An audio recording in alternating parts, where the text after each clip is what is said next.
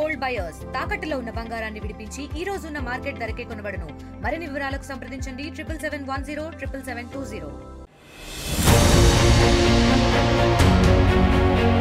మౌలిక వసతులు రవాణా సదుపాయం లేక అరిగోస పడుతున్న మల్లెమడుగు డబుల్ బెడ్రూమ్ నివాసితులు.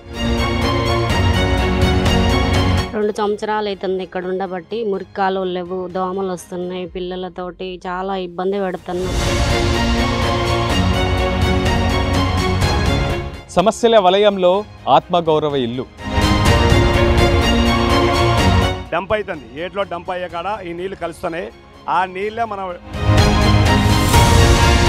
చాలా ఇబ్బంది ఉంది. రోడ్డు లేదు, ఎన్నిసార్లు ధర్నాలు చేసినా 3 రోజులు 4 రోజులు టైం ఇస్తున్నారు. మల్లెమడుగు డబుల్ బెడ్రూమ్ నివాసితుల కష్టాలపై ఆర్టీవీ అందిస్తున్న స్పెషల్ రిపోర్ట్.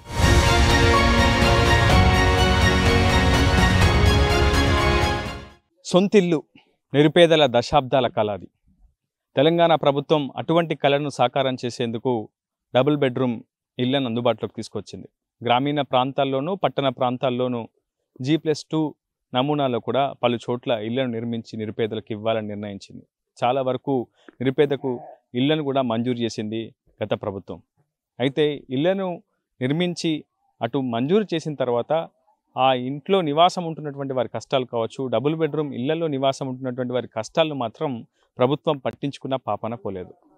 ఒకవైపు మౌలిక వసతులు లేక, మరోవైపు రవాణా సదుపాయం లేక నిర్మానుష్య ప్రాంతాల్లో నిర్మించినటువంటి డబుల్ బెడ్రూమ్ ఇళ్లలోనే నివాసం ఉంటూ అష్ట కష్టాలు పడుతున్నారు డబుల్ బెడ్రూమ్ ఇళ్ల నివాసులు.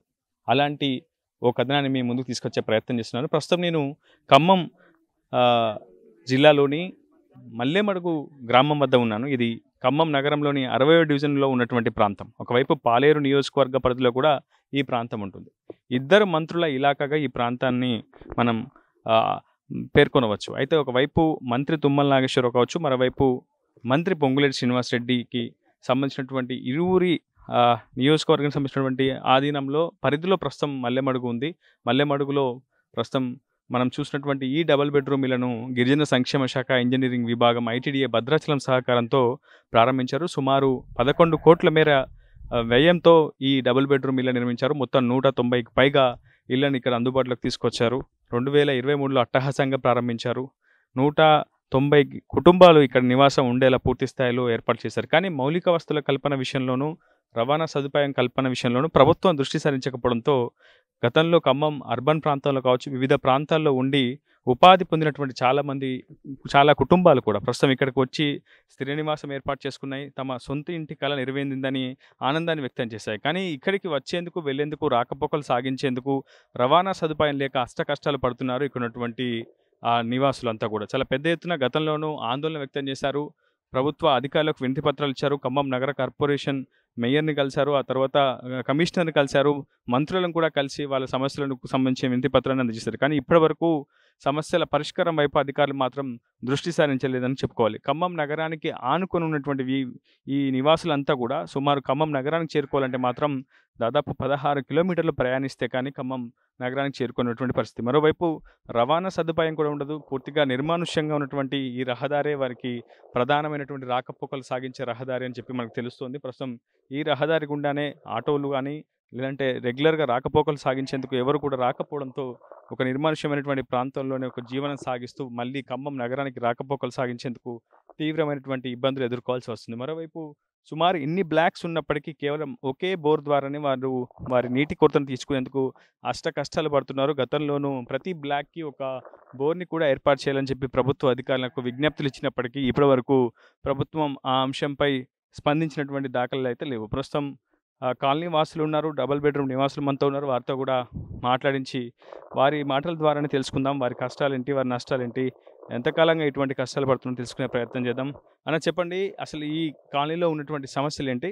ఫస్ట్ మొదటగా మీరు చెప్పండి, తర్వాత వెళ్దాం. నా పేరు బోడా వీరన్న, మాది బీసీ కాలనీ. ఇక్కడ ఈ ప్రాంతంలో వాకంలో ఒక బ్రిడ్జి కావాలి మాకు. బీసీ కాలనీ కాడ నుంచి ఇటొకటి అటొకటి ఒక పాయ వేసి 2 పాయలు దించితే ఇటు ఇల్లెందుగా మన దోర్నాకలు కానీ మహబూబాద్ కానీ రోడ్డు పోవడానికి మంచిగా ఉంటుంది. ఆ రోడ్లు లాగా రైల్వే కానక నుంచి రావాలంటే చాలా ఇబ్బందులు పడుతుర్రు. ఆ రావణపేట రూట్లో దాదాపు ఇప్పుడు 10-15 మంది చచ్చిపోవడం జరిగింది.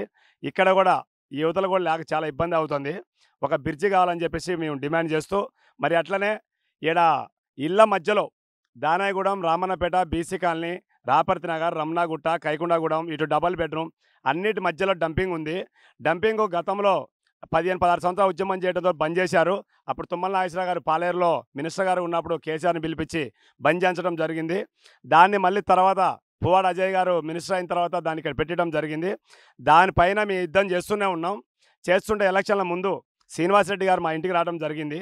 వచ్చి వీరన్న మీ సమస్యలు ఏంది, ఏం కావాలి మీకు అని అడిగితే, మాకేం సమస్య లేదు సార్, మాకు మెయిన్ సమస్య అంటూ ఉంటే డంపింగ్ ఒకటి మారవాలి సార్ అని చెప్తే, నేను తుమ్మల గారు గెలిచినాక 3 నెలల్లో మా బంద్ చేస్తామని చెప్పారు. కానీ దాంట్లో ఇంతవరకు లేదు.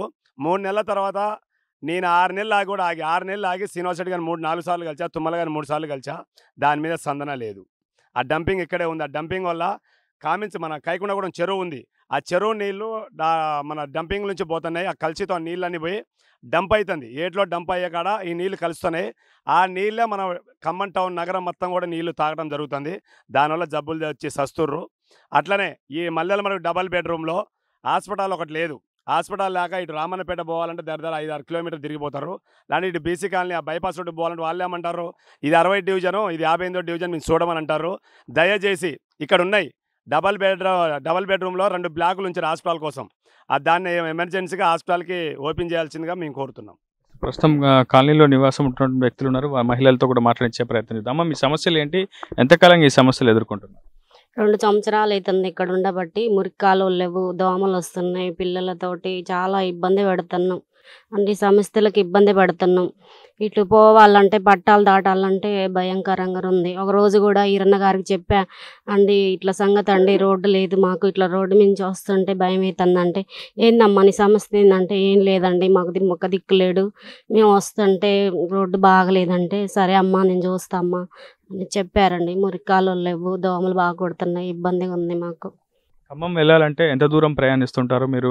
ఇట్లా చుట్టూ వెళ్తారా, లేదంటే పట్టాల మించే వెళ్తారా, లేదా డంపింగ్ యార్డ్ మీద నుంచి వెళ్తారా? డంపింగ్ ఇట్లా పోతామండి. ఇట్లా పోతాం. ఇట్లా ఇటైతే దగ్గర, కాకపోతే ఏంటంటే దగ్గర అని పోతాం కానీ ఆ రైలు పట్టాల మీద వచ్చేసరికి భయం అవుతుంది. 2-3కి తగిలే పరిస్థితి వచ్చేసింది.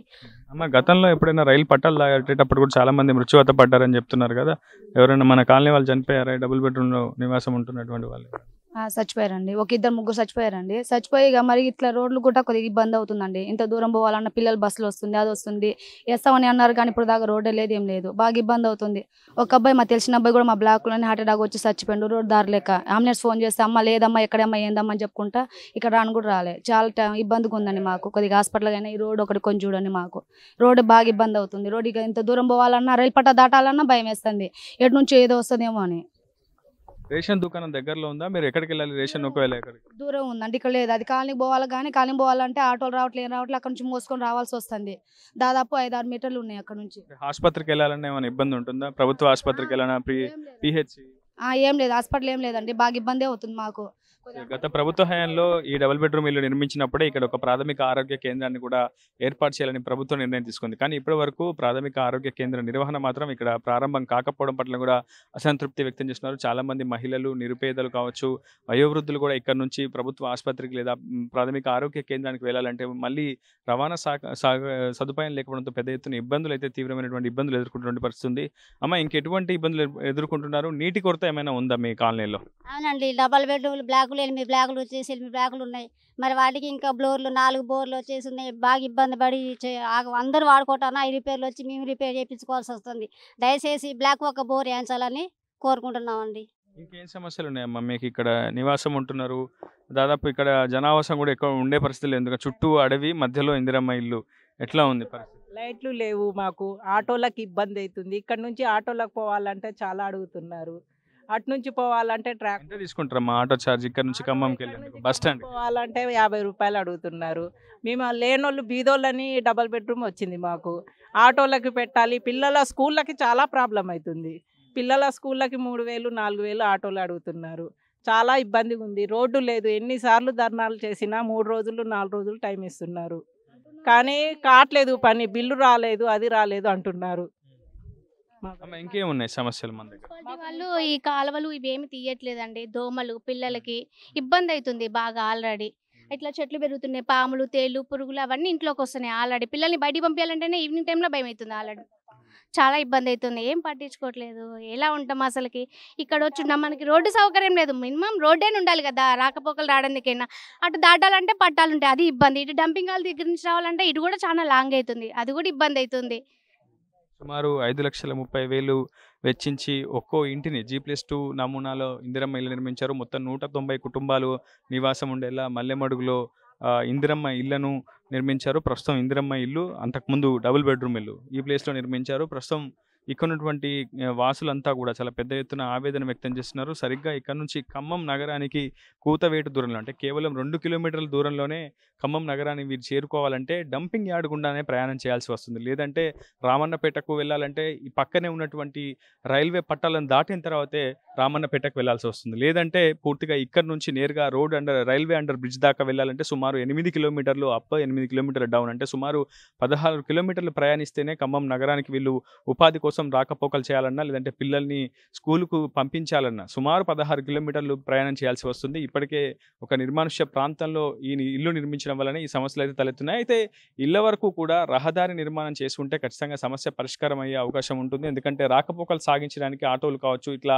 స్థానిక రవాణా సదుపాయాలు మెరుగుపరిచేందుకు ప్రభుత్వ అధికారులు నిర్ణయం తీసుకున్న, చొరవ చూపించిన ఈ పరిస్థితికి, ఈ సమస్యకు పరిష్కారం చూపించే అవకాశం ఉంటుంది. మరోవైపు వీధి లైట్లు లేకపోవడంతో ప్రస్తుతం సాయంత్రం 6 దాటితే ఇక్కడ ఉన్నటువంటి ఇళ్ల నుంచి మళ్ళీ బయటికి వెళ్లేందుకు, రాకపోకలు సాగించేందుకు తీవ్రమైనటువంటి అవస్థలు ఇక్కడ ఉన్నటువంటి కాలనీ వాసులు అయితే ఎదుర్కొంటున్నారు. అనేక సమస్యలను ఎదుర్కొంటున్నామని చెప్పి పదే చెప్తున్నారు. గతంలో అనేక మార్లు ప్రభుత్వ అధికారులకు విజ్ఞప్తులు, వినతి పత్రాలు అందజేస్తారు. మంత్రులను కూడా స్వయంగా కలిసి తమ సమస్యను పరిష్కరించాలని కూడా డిమాండ్ చేశారు. కానీ ఇచ్చినట్టే ఇచ్చి హామీని నిలబెట్టుకోలేకపోయారు ప్రస్తుతం ఉన్నటువంటి మంత్రులు. మరోవైపు తుమ్మల, మరోవైపు పొంగులేటి ఇరువురు కూడా తమ సమస్యను పరిష్కరించాలంటూ కూడా మొదటి నుంచి కూడా ఇక్కడ ఉన్నటువంటి కాలనీ వాసులు డిమాండ్ చేస్తున్నటువంటి పరిస్థితి. రవాణా సదుపాయం కల్పించాలి, ఒక శాశ్వత రోడ్డు నిర్మాణం చేపట్టాలి, ఒక వై జంక్షన్ ద్వారా అటు మల్లెమడుగు నుంచి ఖమ్మం నగరానికి రాకపోకలు సాగించేందుకు వై జంక్షన్ నిర్మిస్తే ఖచ్చితంగా తమ సమస్యకు ఒక శాశ్వత పరిష్కారం దొరుకుతుందని చెప్పి కాలనీ వాసులు చెప్తున్నటువంటి పరిస్థితి. ఇది వీడియో నాగేంద్రబాబుతో రిపోర్టర్ ఉదయ్, RTV ఖమ్మం మల్లెమడుగు నుంచి. తెలుగులో ఫాస్టెస్ట్ న్యూస్ ఇప్పుడు కొత్త అవతారంలో 5 సెకండ్లోనే పూర్తి వార్తా సమాచారం మీ చేతిలో. సోషల్ మీడియా ట్రెండ్స్ మీ కళ్ళ ముందుకే live TV and voice search ఆప్షన్స్తో ఇప్పుడే డౌన్లోడ్ చేయండి. యాప్ లింక్ డిస్క్రిప్షన్లో ఉంది.